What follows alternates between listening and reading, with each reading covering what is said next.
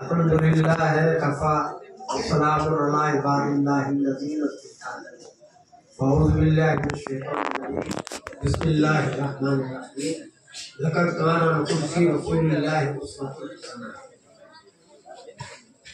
सदर मोहतरम मुअज़्ज़ज़ उलमाए किराम और दीनी हमें और आपको आज खुशी हो रही है।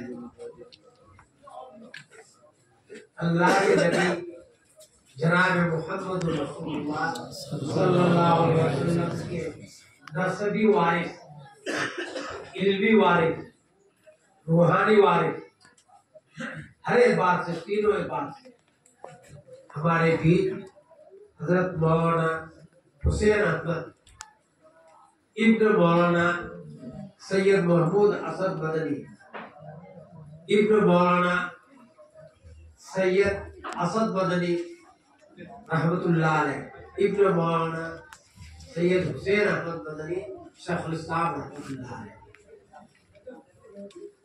जैसा कि आप हज़रात जानते हैं, अल करीम इब्नुल करीम इब्नुल करीम इब्नुल करीम, यूसुफ इब्न याकूब इब्न इसहाक इब्न इब्राहिम, पैगंबर गुजरे हैं ना। इब्राहिम का बेटा इसहाक, इसहाक का बेटा याकूब, याकूब का बेटा यूसुफ अलैहिस्सलाम। ये सब पैगंबर थे ना, इनको सब अल्लाह के खास बरगुज़ीदा। इसी तरीके से हजरत शेखुल इस्लाम मौलाना हुसैन अहमद मदनी नव्वरअल्लाहु वजहहु, बल्कि उनके वालिद मुहतरम हजरत मौलाना हबीबुल्लाह साहब, जो हजरत मौलाना फजल रहमान गंज मुरादाबादी रहमतुल्लाह अलैह के अजल्ल सैयद थे। और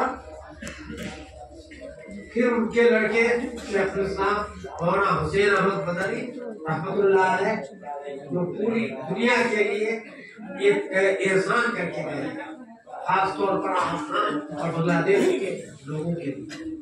फिर उनके लड़के फिदाए मिल्लत हजरत मौलाना सैयद असद मदनी रहमतुल्लाह अलैह, जिनको आज तक अक्सर आदमी देखे होंगे। फिर उनके लड़के मौजूदा जमीयतुल उलमा हिंद के कायद और सदर हजरत मौलाना सैयद महमूद असद मदनी। फिर उनके लड़के हजरत मौलाना सैयद हुसैन मदनी। तो ये तो बुजुर्गों के खानदान के लोग हैं, सरापा बुजुर्ग हैं। तो इनकी दीदार करना, इनको देखना, इनको सलाम करना, ये सब जो है सवाब।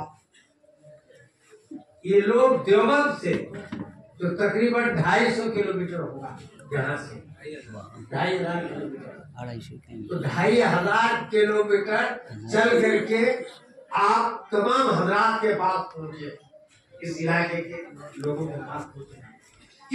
इतनी बड़ी भीड़ वहां तो नहीं पहुंच सकते, कितना खर्च होता है।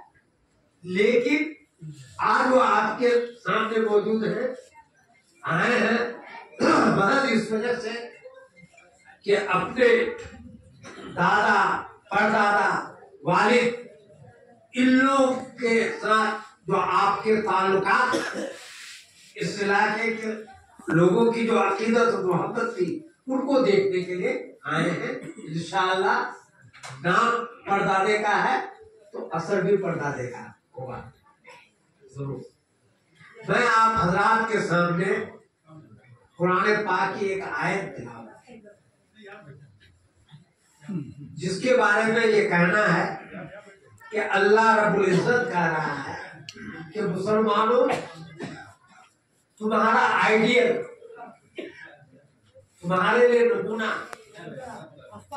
जिसकी पैरवी की जाए, जिसकी इत्तबा की जाए, जिसको अपना पेशवा बनाया जाए, वो कौन है? मुहम्मदुर रसूलुल्लाह सल्लल्लाहु अलैहि वसल्लम। अभी 2 साल पहले एक ईसाई बड़े तारीफ ये किताब लिखा है। आदम अलैहिस्सलाम से लेकर अब तक अहम शख्सियत जो दुनिया में आए चले गए उनका तज़किरा एक नौजवान उस किताब के उद्घाटन के लिए, इफ्तिताह के लिए बड़े बड़े दानिशवरों को बुलाए। एक हाल ईसाई, यहूदी, मुसलमान और दूसरे मजहब के मानने वाले, तो पहले ही सफा पे जो नाम है वह है मोहम्मद इब्न अब्दुल्ला सल्लल्लाहु अलैहि वसल्लम। ये मोहम्मद इब्न अब्दुल्ला कौन है, जानते हैं कौन है? आप लोग बताइए। आप हम मुसलमान हैं। मोहम्मद इब्न अब्दुल्ला सल्लल्लाहु अलैहि वसल्लम ये हमारे कौन है? हाँ, नबी है, आखिरी नबी है, सारी दुनिया के नबी है और क़यामत तक कोई नबी आने वाला नहीं और तमाम नबियों के सरदार मोहम्मद इब्न अब्दुल्ला। तो उस किताब के पहले सफ़ा में जिनका नाम है, जिस हस्ती का तज़किरा है, वह है मोहम्मद इब्न अब्दुल्ला सल्लल्लाहु अलैहि वसल्लम। ये हमारे पैगंबर। जब किताब की इफ्तिताह कर लिए तो ईसाइयों ने और दूसरे लोगों ने एतराज किया कि आप पहले सफा पर, यानी इसका मतलब यह है कि दुनिया में आदम से लेकर के अब तक जितने आदमी आए हैं उनमें अहम आदमी, एक नंबर आदमी वो मोहम्मद सल्लल्लाहु अलैहि वसल्लम। आपने उनका नाम क्यों दिया? उनका पैगंबर जिसने किताब को लिखा है हजरत ईसा अलैहिस्सलाम ईसाई थे, उनका नाम 5वें नंबर। तो उन्होंने कहा तमाम मजमा से कि मोहम्मद इब्न अब्दुल्ला के अलावा कोई आदमी ऐसे नहीं है जो एक नंबर में आ सके। एक गैर तो हमारे मजहब का मानने वाला नहीं, वो जानता है कि अल्लाह के बाद अगर किसी का दर्जा है वो मोहम्मद सल्लल्लाहु अलैहि वसल्लम। और मोहम्मद सल्लल्लाहु अलैहि वसल्लम की बचपन से लेकर के वफात तक, नबूवत से पहले की जिंदगी और नबूवत के बाद की जिंदगी, एक बीवी की जिंदगी जो दो शादी के बाद व्यवहार से शादी की थी उसकी जिंदगी, और 7, 8, 9 बीवी एक साथ रहे जो रही और उनकी जिंदगी, अपने बच्चों की जिंदगी और साहबा के साथ, दुश्मनों के साथ जो मामलात किए हैं, कहीं भी एक नुक्ता भी दाग लगाने के लायक नहीं है, धब्बा लगाने के लायक नहीं। वो तो बिल्कुल पाक साफ शफाफ, उनका मुकाबला दुनिया में कोई नहीं कर सकता है। और अल्लाह इस आयत करीमा में मुसलमानों से ये कहता है कि तुम अगर आइडिया अगर बनाना चाहो तो किसको? मोहम्मद सल्लल्लाहु अलैहि वसल्लम। अब किस चीज में आइडिया बनाएंगे? नंबर 1 इबादत। अल्लाह के नबी 5 वक्त नमाज पढ़ते थे क्या नहीं? पढ़ते थे ना? नहीं पढ़ते थे। तो हमारा आइडिया क्या होना चाहिए कि हर मुसलमान मर्द और औरत जिस पर नमाज फर्ज है वो 5 वक्त नमाज पढ़े। नंबर 2, अल्लाह के नबी सल्लल्लाहु अलैहि वसल्लम के चेहरे में दाढ़ी थी? दाढ़ी थी। जब दाढ़ी थी तो जो मुसलमान दाढ़ी न रखे या दाढ़ी कटवाए, क्या वो मोहम्मद सल्लल्लाहु अलैहि वसल्लम को अपना आइडियल मानता है या गैर को आइडियल मानता है? गैर को मानता है। एक सिखों को देख लीजिए, उसका गुरु नानक वही है ना उसका मानी, उन्होंने दाढ़ी रखा या दाढ़ी रखने का हुक्म दिया। तो किसी भी सिख को आप दाढ़ी से बाहर देखते हैं क्या? अगर कोई सिख दाढ़ी कटवा दे तो सिख मजहब से वो निकल जाता है। कोई सिख दाढ़ी अगर कटवा दे तो सिख मजहब से निकल जाता है। और मुसलमान अगर दाढ़ी कटवा दे, क्या मोहम्मद सल्लल्लाहु अलैहि वसल्लम का बुरा बन सकता है? आप देखिए अल्लाह के नबी सल्लल्लाहु अलैहि वसल्लम ने फरमाया है कि बाल, सर का चूल, बाल, इसको बराबर काटना है। या तो उठा दो या बिल्कुल बराबर कर लो या बिल्कुल जुल्फे छोड़ दो। ये नहीं कि पीछे का हिस्सा काट दो और ऊपर में छोड़ दो। तो आजकल मुसलमान नौजवान कर रहा है, जायज नहीं, हराम कि एक तरफ काट दे और एक तरफ छोड़ दे, यह हराम है। आज हमारे नौजवान हराम काम कर रहे हैं। मौलवी साहब का बेटा भी कर रहा है, हाजी साहब का बेटा भी कर रहा है, जमात का बेटा भी कर रहा है, और कोई रोकने वाला नहीं। अल्लाह के नबी की जिंदगी तो हमारे लिए नमूना। अल्लाह के नबी सल्लल्लाहु अलैहि वसल्लम ने फरमाया है कि झूठ न बोलो।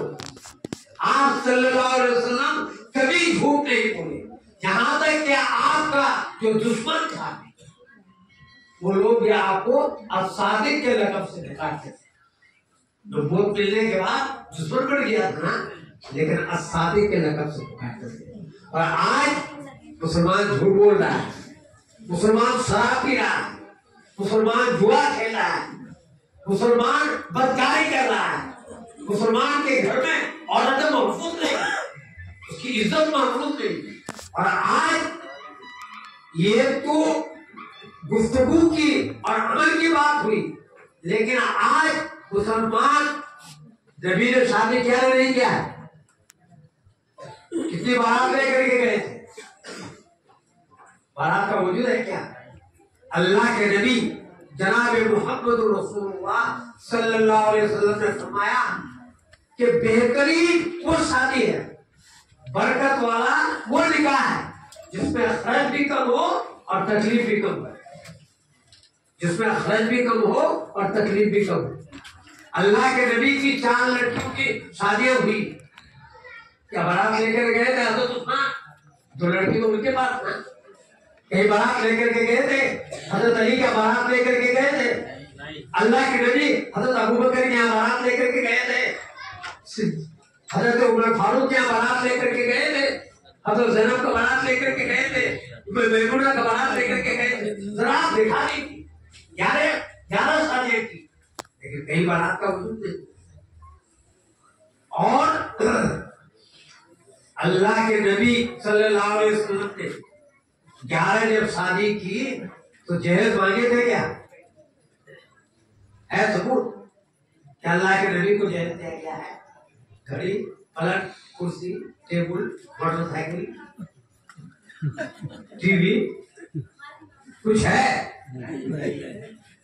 आज अगर मुसलमान अपनी बेटी या बेटा की शादी कर रहा है और शरीयत के खिलाफ कर रहा है, तो ऐसी सूरत में शादी में बरकत होगी क्या? हमारे लिए शादी में भी मोहम्मद रसूलुल्लाह सल्लल्लाहु अलैहि वसल्लम के साथ आपने शादी की, आप जरा बताइए। हम आपके इलाके में क्या है नहीं कर सकते हैं? औरतों पर जुल्म करना है ना? नहीं,